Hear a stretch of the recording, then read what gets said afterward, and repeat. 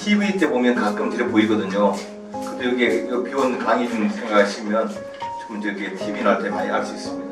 원곡동인가? 거기는 46%가 외국인이시더라고요. 주민등록자가. 안산 전체가 8%가 또 그러니까 이미 우리는 어떤 면에서 보면은 이민 효과가 이미 극대화된 이게 경제 발전에 좋은 뜻입니다. 이게 이민이라는 뜻이 아셨죠? 좋으니까 사용했죠. 다른 도시는 할 수가 없지. 이제 그런 세상이 아니니까. 자, 그래서 이런 측면에서 우리가 도시를 바라볼 때 생산이 거의 없는 데들이 있잖아요. 어디에? 1번 제주도. 그 생산이 어디 있어? 2번 강원도. 3번 전라북도. 따라서 이분들은 한국이라고 하는 중앙정부에 있어봐야 도움이 된다 안 된다? 도움이 1도 안 돼. 다른 도구가 만든 거 써야 되니까. 조건은 똑같고. 그럴 바에 차라리 나에게 어떤 정치적인 자유를 달라? 우리 뜻대로 좀 하게 해달라 하고 뛰쳐나간 게 특별자치도라는 겁니다. 그 제주는 2014년에 뭐가 됐어요? 특별자치도. 강원도는 지난 3년 전에 특별자치도. 전라북도는 지난해 6월 1일부로 특별자치도. 이 세 곳은 큰 틀에서 보면 대한민국 국가예요, 연방 국가예요. 도지사가 막강한 권한을 가지고 있습니다. 강원도지사는 그걸로 골프를 치고 그래. 권한인 줄 알고. 걔 상태 안 좋아. 어쨌거나 제가 봐서는 아마 이런 비슷한 상황에 놓여있는 도의 또 하나가 충청북도입니다. 아마 뚝 떨어져 나갈 거라. 어차피 전국으로 붙어봐야 인구도 안 되고 영토도 안 되고 그럴 바에는 우리에게 뭘 달라? 국가적인 자유를 달라. 우린 다른 나라하고 자유롭게 살겠다.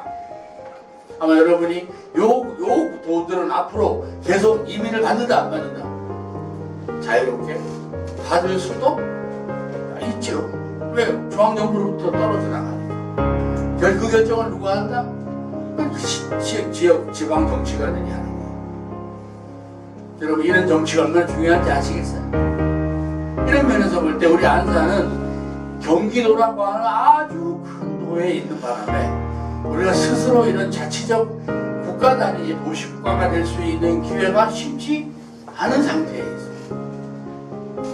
그렇지만 저희 소견은 제가 내다보는 미래는 아마 우리가 좀 더 지나면 싱가포르라고 아시죠? 네, 그 나라처럼 대외적인 수출입이나 사람의 출입이나 그런 문화의 교류가 자유로운 특구 도시로 될 가능성이 100%예요.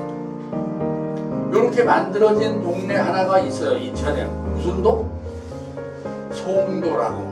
하지만 송도는 손바닥만 하잖아요. 손바닥. 그거 가지고 효과가 있을 수가 없어요. 그냥 상징적으로 있는 거고 우리 정도의 면적에 우리 정도의 인구를 가지면 우리는 발전할 수 있습니다. 아시죠? 근데 문제는 뭐냐? 여러분이 시나 또는 역사적으로 우리가 가지고 있는 생산의 힘과 우리 식구들이 관련이 있어야 된다 없어야 된다?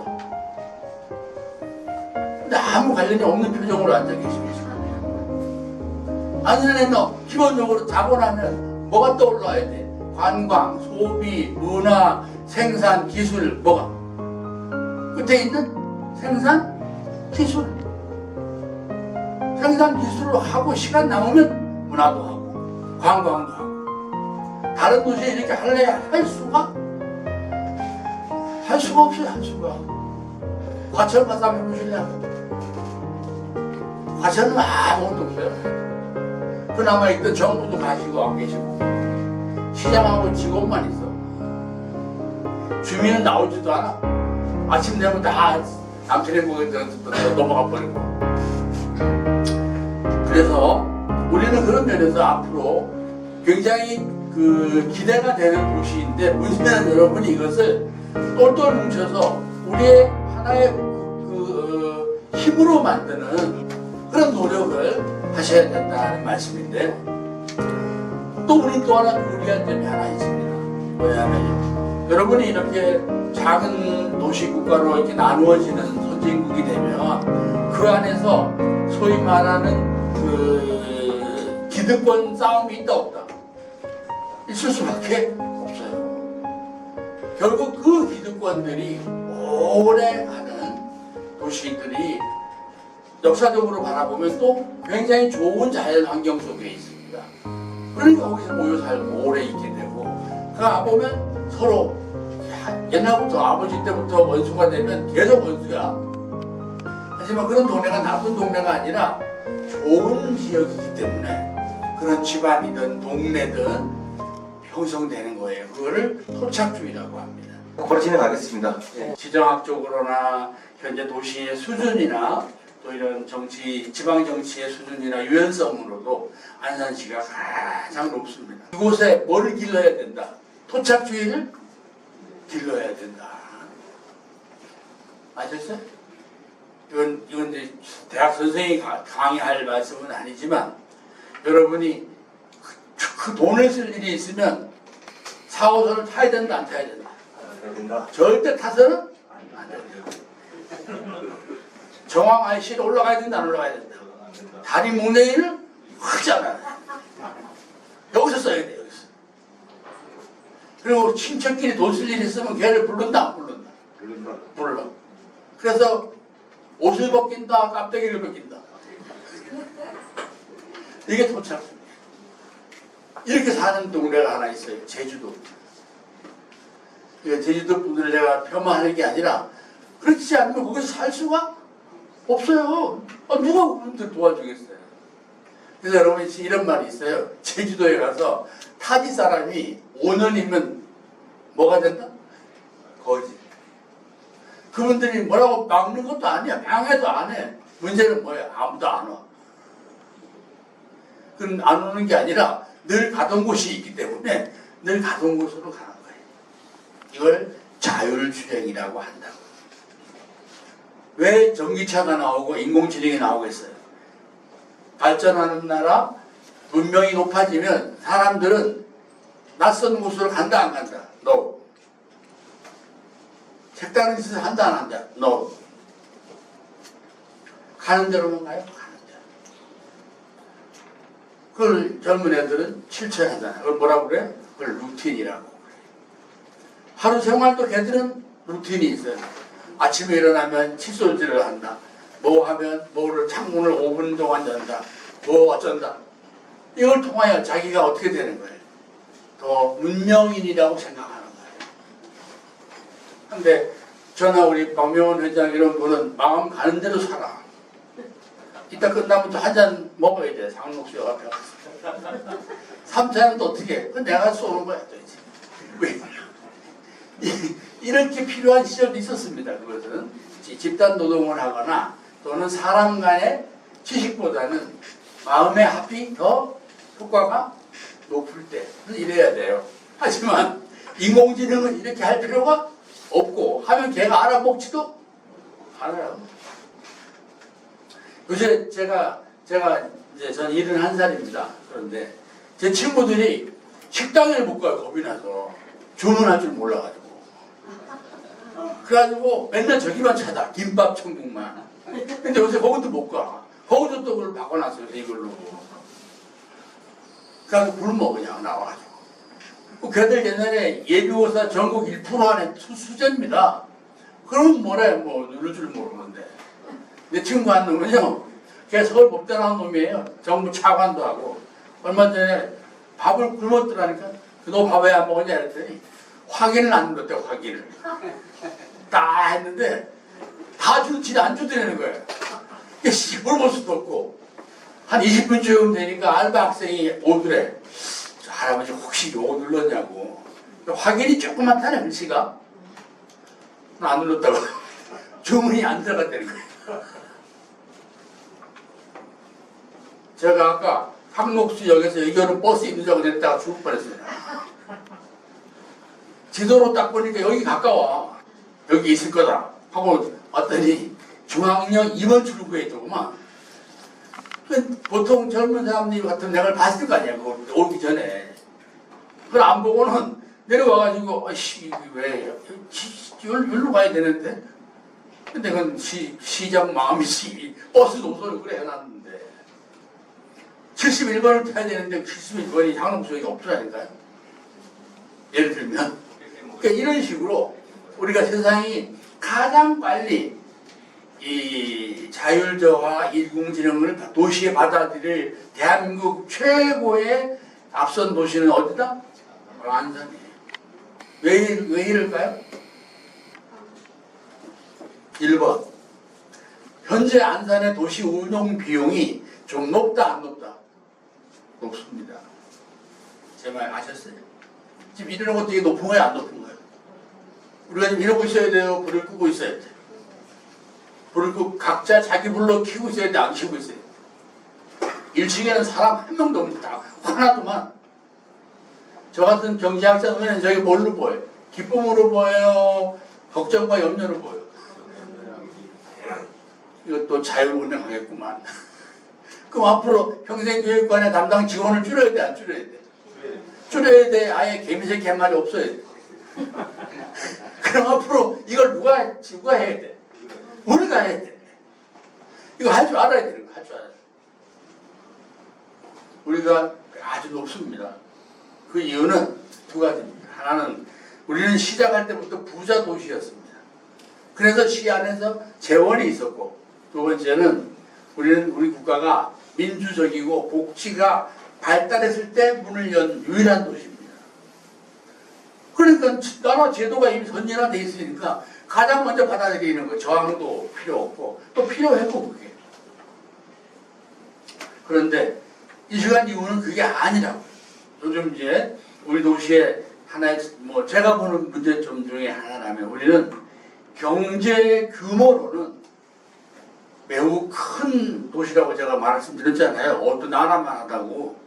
그런데 1인당 소득으로는 그 순서를 지킨다 내려간다. 내려간다 훅 내려간다. 중간쯤 돼. 이 얘기는 뭐와 같은 거예요? 원래 옛날에는 아니었어요. 이것도 높았습니다. 지금 계속 1인당 소득이 나라 전체의 경제 속도를 따라간다 못 따라간다? 못 따라간다. 그럼 뭐 일을 안 한다 한다. 일은 해. 그 뭐에 문제가 있는가? 새로운 제도와 시스템을 도입하지 않는 게 아니라 하기 어려운 거예요. 왜? 현재 일하고 있는 사람의 일자리의 수준 때문에. 이해하셨어요? 기술을 마음대로 도입할 수가 없잖아. 이 사람이 지금 할 줄 모르는데. 특히 정부가 돈을 내는 기술 같으면 어떻게 해야 돼? 사람이 따라올 속도를 줘야 되거든요. 하지만 이걸 처음 도입하는 도시는 그럴 필요가 없으니까 지 혼자 훅 가는 거예요. 그게 어디예요? 그게 용인시예요. 용인이 원래 산업도시예요. 그냥 순댓국만 있어서. 그 순댓국이 땡 끝이야. 그 뭐야? 무슨 순대예요? 배감순대. 한 개 더 있어. 그 무슨 정사라고.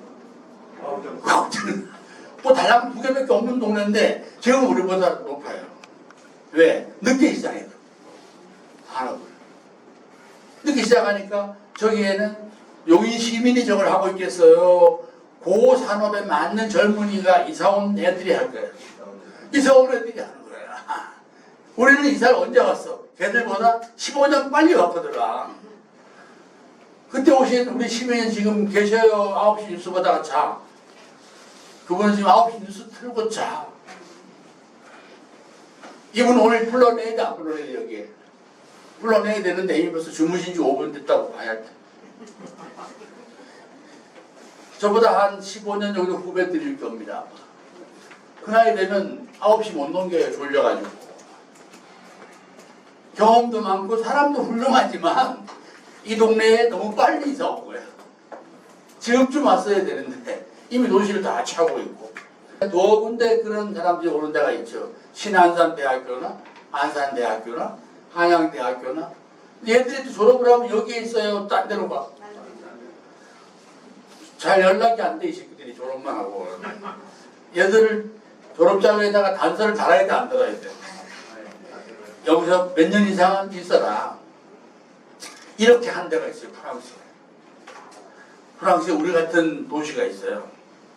그래가지고 학교도 있는데 졸업을 하고 가버리는 거예요, 이놈들이. 시의회에서 별의별 국리를 다 하다가 그 땅 일부를 이제 또 시가 채권 발행을 해요. 빚을 져가지고 샀어요. 사가지고는 요 땅을 줄 테니 10년 살래 안 살래? 대신 그냥 줄 수는 없고 1유로만 내라. 그럼 1유로면 우리나라 돈으로 1,300원쯤 돼요. 1,300원 정도를 주면 우리로 치면 한 300평 정도 줘. 그랬더니 있는 거예요. 인구도 늘지만 그 아이가 뭘 해? 방금 거기서 배운 걸 써먹어 안 써먹어? 써먹는 거예요. 우리도 사실 개인적으로 저는 고잔 신도시 개발에 관여한 학자인데 제가 반대했었습니다. 저거 남겨둬라. 꼭 언젠가 젊은이들에게 나눠줄 필요가 있을 거다. 했더니 벌써 이미 뭐 다 연락이 됐더만 개발하기로. 내 뜻대로 되는 게 아니야. 그것도 막 용적률을 그냥 줬어야 하늘같이 줬어. 하늘처럼 줘가지고 들어가면 해도 안 들어가. 우리가 학자가 와서 한마디 하기도 이미 텄어. 또 도로는 또 여러분 이 정주도시가 되려면 도로가 넓어야 된다. 적당히 좁아야 한다. 도로가 적당히 좁아야 돼요. 그래야 뭐 할 맛이 있어. 걷는 맛이 있고 양쪽 상권이 조성된다 안 된다. 조성이 되는 거예요. 아셨죠? 여러분이 상록수역 앞이나 이런 데 앞에 양쪽 상권이 형성됐어요? 안 됐어? 도로가 넓을 뿐더러 가운데 또 뭘 쳐놨어? 분리대를 쳐놔가지고 오도 가도 못해. 저 동네랑 이 동네는 다른 나라예요. 다른 나라. 여기가 한 가지 잘못한 것 중에 하나가 자동차가 막 발달할 때 이 도시를 만드는 바람에 이 도시를 주민 보행용으로 만들었다. 자동차 통과용으로 만들었다. 이게 제일 넓은 데가 어디다? 한산 영화피지. 그거 건너가려면 2박 3일 걸려요. 원래 영화피지라 황량해야 돼. 막 발전해야 돼. 발전할 수가 없어요. 여러분 가장 효과적인 우리 정도 나라, 우리 60만 명 정도의 여기는 아무리 넓어도 왕복 4차선을 넓어서는 도시를 만들 필요가 없어요. 여기 웬만한 데는 다 6차선이야. 차만 쌩쌩 댕기면 그럼 거기 노점에 있는 가게는 누가 오는 거예요 도대체. 그런데다가 또 상업용지는 또 억수로 해놨어 또. 왜? 개발 비용 때문에. 상업용지를 많이 그려놨거든요 이렇게. 그거 가지고 이제 토지 비용을 써야 되니까. 그럼 길을 좀 좁혀놓던가. 또 하나 있습니다. 역사적으로 오래되고 정주하는 곳은 도로가 직선이어야 된다, 곡선이어야 된다. 곡선이어야 되죠. 이렇게. 여기는 죄다 직선이야. 곡선 딱 하나 있어도 상록수에서 한양대까지 가는 사이에.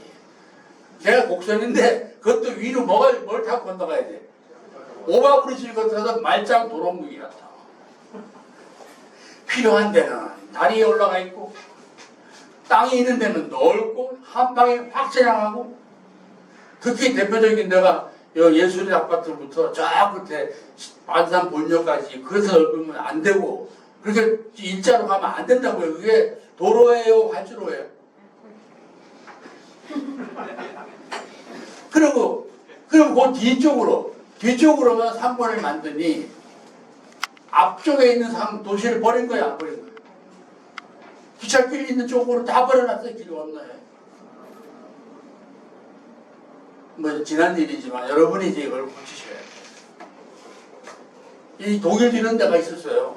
하노버라고. 그런데 우리처럼 공업도시였는데 이제 독일 공업이 이제 조금 후퇴하기 시작하고 하니까 막 사람도 줄고 잘 안 되는 거예요. 그래서 이 우선 삶의 생활을 바꾸게 해야 될 거 아니에요. 그때 시의회 의원들이 결의를 했어. 우리가 일단 생각하는 도시를 만들자. 도시 시민들한테 뭐라고 하냐? 그러니까 우리가 조를 짜가지고 시민이 제일 많이 다니는 데다가 벤치를 만들고 시의원이 돌아가면서 하루에 2시간 책을 읽자 하면서 당번으로 그 책을 읽었어요. 괜히 앉아가지고 뭐 재미있는 책에도 관계없지 한번 책 읽는 모습을 보여주는 거야. 이렇게 또 이제 그 뭐 정부의 지방 정부의 공무원이라든가 지도자들 이런 사람들이 괜히 앉아서 같이 책을 읽는 거야. 자기 동네 문 앞에 창문에 앉아가지고 서로 약속한 겁니다. 약속. 근데 우리만 해도 그걸 이미 뛰어넘어서 단체로 와서 지금 대학 교수하고 수업을 해야 안 해. 한오버는 지금 40년 전에 이렇게 한 거고 우리는 지금 이걸 훨씬 진화해서 아예 여기서 효부를 보는 거예요. 문제는 여러분이 나가서 어떻게 해야 됩니까? 한 몇십 명을 모아놓고 이런 일을 다 해야 된다 안 해야 된다. 전달 교육을 해야 되는 거예요. 사실 우리가 이게 지금 뭘 알자고 하는 거예요? 폼 잡는 거예요? 폼 잡는 거예요. 우리 밤 9시까지 자유시민의 정치대학을 지금 하고 있는 안산이다. 여러분이 이런 말 있잖아요. 형식이 내용을 지배한다. 정치가 사실 내용이에요, 형식이에요? 정치는 형식이에요. 내용은 그냥 우리의 삶이지요. 그러나 그 삶에 대한 방향의 수정이라든가 또는 좀 더 나은 도전은 정치적 지도력이나 정치적 분위기에 의해서 조성되어지는 거거든요. 결국 그 효과로 인하여 한오버가 우리처럼 소부장을 만드는 이런 그 제조 도시였습니다. 그런데 독일만 해도 이제 과학이나 뭐 이런 그 인공지능이나 이런 쪽으로 막 가니까 이거는 얘를 어떻게 합치냐 하다가 시의회에서 아이디어를 냈어요. 그러면 우리가 어차피 모르는 거 한 방에 동시에 배우는 방법을 연구하자 해가지고 세계 기술 박람회를 한오버에 와서 열면 공짜다. 돈을 안 받아. 그러니까 와야 안 와. 더러 오는 거예요. 이제 좀 기술 규모가 떨어지고 있는 사람들은 누가 유치를 안 한잖아요. 이런 엑스포 같은 거를. 한오버 가면 다 해주니까. 그때부터 이제 신기술이 나오면 어디로 간다? 한오버로 간다. 지금 한오버 세계 기술 박람회가 1등입니다. 근데 그 사람들의 목표가 그겁니까? 아니면 지금 쉬고 있는 공장을 돌리는 거예요.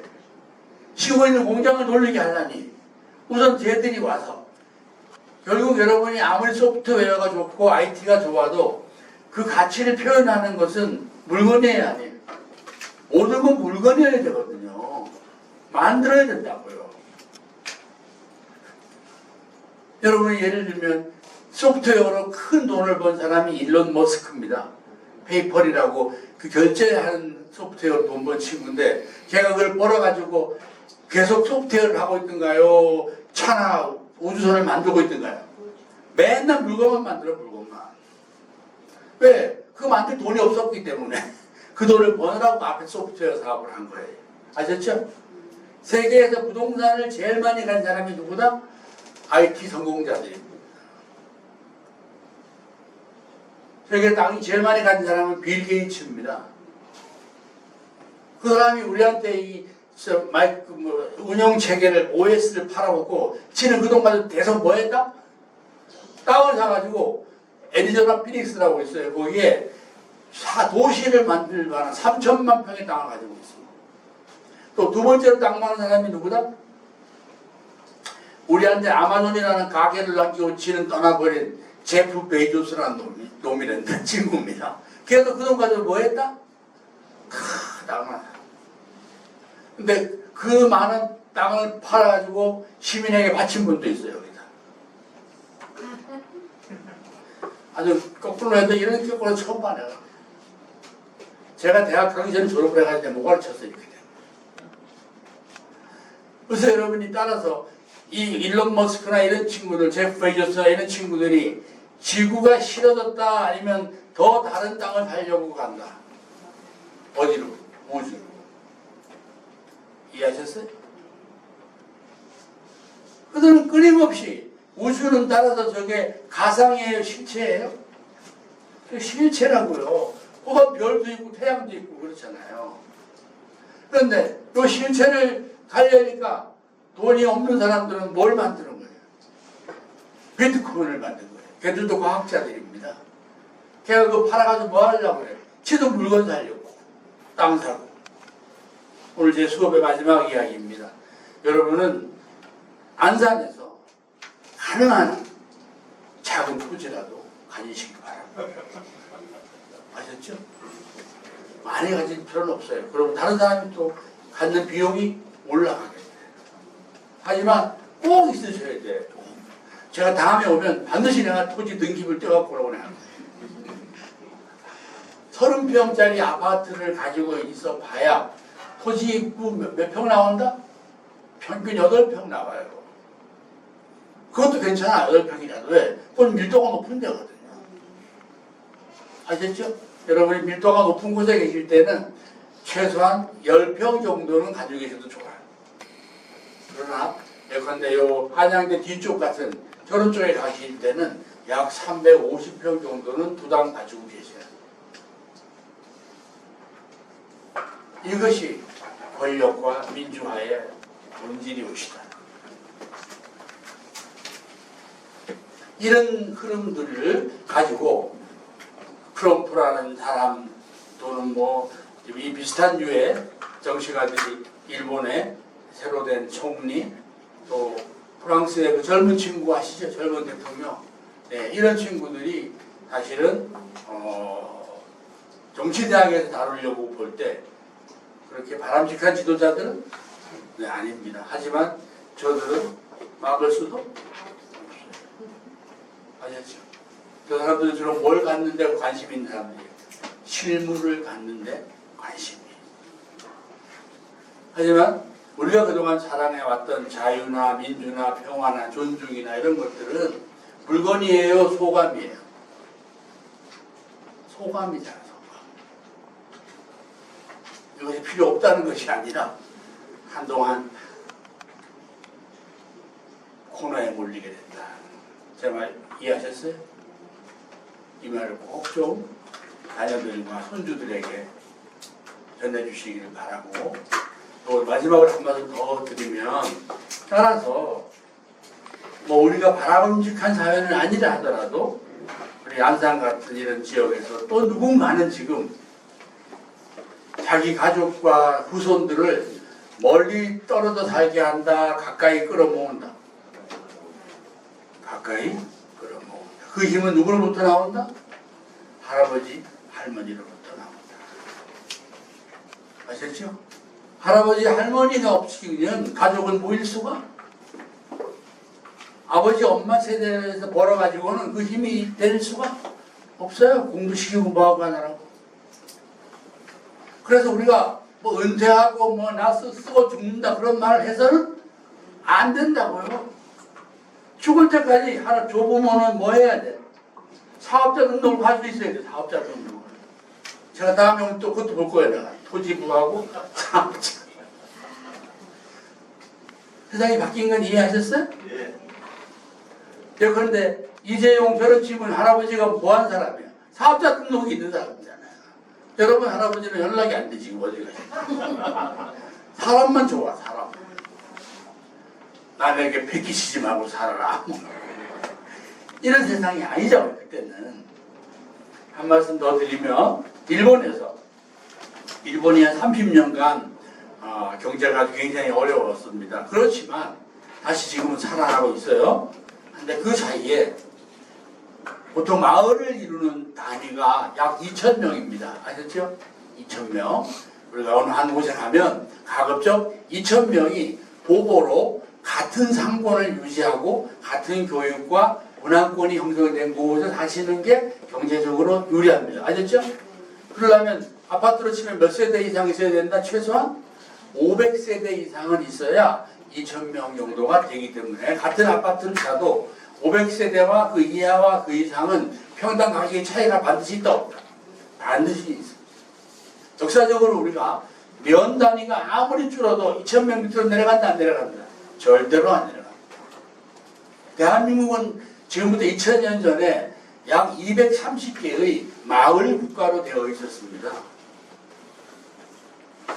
그 당시 우리 동네는 지금 정확히 이름은 말할 수 없으나 옆에 있는 수원 같은 데는 모수국이라고 불렀어요. 나라 이름이. 그 인구가 약 2,000명입니다. 요새 이걸 막 되찾고 있는 중입니다.